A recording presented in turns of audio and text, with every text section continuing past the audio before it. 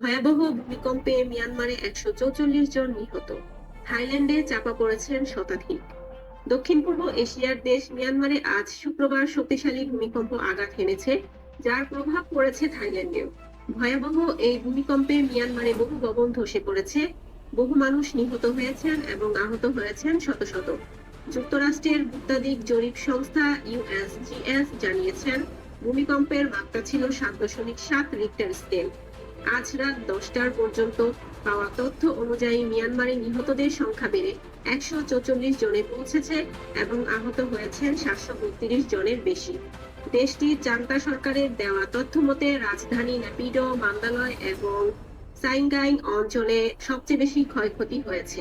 নিহতদের মধ্যে নেপিডো ৯৬ জন, সাইঙ্গাইংয়ে ১৮ জন ও মান্দালয়ে ৩০ জন রয়েছেন।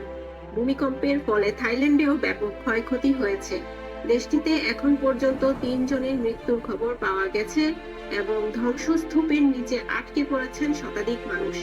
ভূমিকম্পের উৎপত্তি স্থল ছিল মিয়ানমারের মান্দালয় শহর থেকে প্রায় ১৭ কিলোমিটার দূরে এবং গভীরতা ছিল ১০ কিলোমিটার। মূল ভূমিকম্পের ১২ মিনিট পর ৬.৪ মাত্রার একটি পরাঘাত অনুভূত হয়, যা পরিস্থিতিকে আরো জটিল করে তোলে। মিয়ানমারের জান্তা সরকার ইতিমধ্যেই নেপিডো, মান্দালয়, সাইঙ্গাইং সহ ৬টি অঞ্চলে জরুরি অবস্থা ঘোষণা করেছে। উদ্ধার কর্মীরা রাতভর ধ্বংসস্তূপের নিচে আটকে পড়াদের উদ্ধারের কাজ করছেন। তবে হতাহতের সংখ্যা আরো বাড়তে পারে বলে আশঙ্কা রয়েছে। সুমাইয়া আক্তার, দৈনিক পথের প্রান্ত।